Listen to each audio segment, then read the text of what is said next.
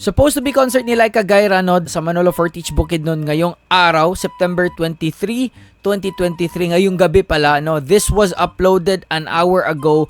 Sabi daw dito, scam. Scam daw kasi hindi tumuloy at walang nagpakita na Laika Gayranod. So, hindi ko alam yung nangyari, kaya papanoorin natin. So, yung Facebook uploader nito ay si Vanjo Toyong Condes Gambalan. Makikita nyo yan sa profile niya kung pupunta kayo doon. So, tingnan natin kasi this is in Bisaya at itra-translate ko sa inyo kung ano ang sinasabi sa video na to. Ako under audience, wala ni tao sa likod. Wala ni organizer. Niadto mi sa likod, tinatingalan mi kay wala ni tao. Wala na daw tao sa likod, wala na yung organizer, at wala na raw silang makitang tao talaga sa likod. So ni kuan daw, nilakaw na.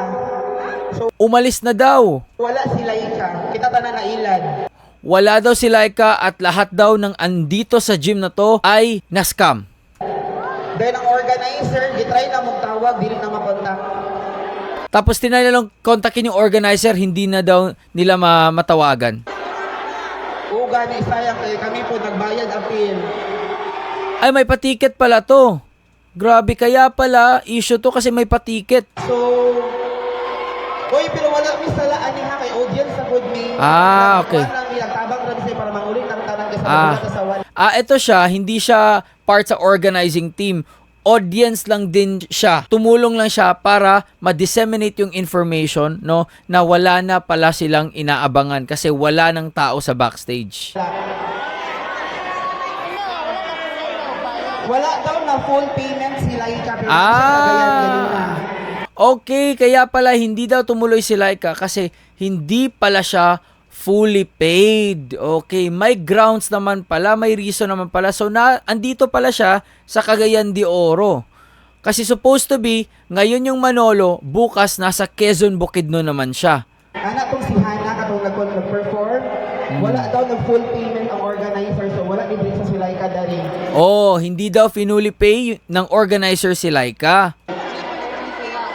Ang banda ganito mga lalaki kay wala na bayaran. O kahit yung mga guest na mga local artist or band, hindi daw binayaran.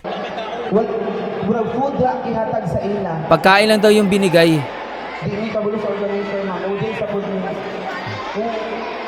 So, makulit na tangtanan guys. Wala, uwi na daw silang lahat kasi wala nang tao sa backstage. Wala nang show. Apil daw sound system actually wala na bayaran. Pati sound system, hindi na bayaran. Wala, ang dami pa naman tao. Ala.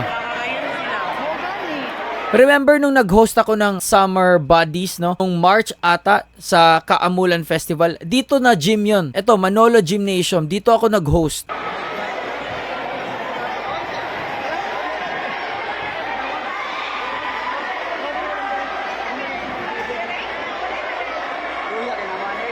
Grabe, ang daming tao para nag-aabang.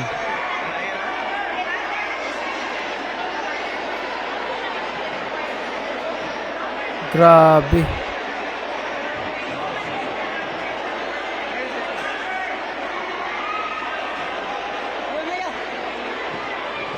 Para sa akin talaga ang may kasalanan yung organizers. Kasi may rason naman talaga si Laika, no? I'm not really defending her, pero may ground siya. If may ano sila, may ano tawag dito, may usapan sila na before siya pumunta doon, before ng show, kailangan ma-fully pay siya. So, wala tayong magagawa kasi sinusunod lang din ni Laika yung napag-usapan, and I'm pretty sure hindi naman si Laika yung nag-decide. May manager si Laika. I'm pretty sure. No, so kanina, kinabasa ko yung comment section, sinong Laika? Wala namang Laika na ganito yung spelling, L-Y-C-A. Isa lang yun eh. Laika Gayranod lang yung my show, my concert. Alam naman natin sino si Laika Gayranod, di ba? If you guys have been following me in my YouTube, marami akong reaction videos kay Laika Gayranod. So hindi ako makapaniwala kaya diretso ako nag-react. No? So hopefully, no, marap yung organizers kasi magre-reflect to sa pangalan ni Laika Gayranod. Hindi ito magre-reflect sa organizer. Ang pangalan ni Laika Gayranod yung mapapasama talaga dito. Kaya hintayin natin yung updates nito, and we'll try, okay, I'll try to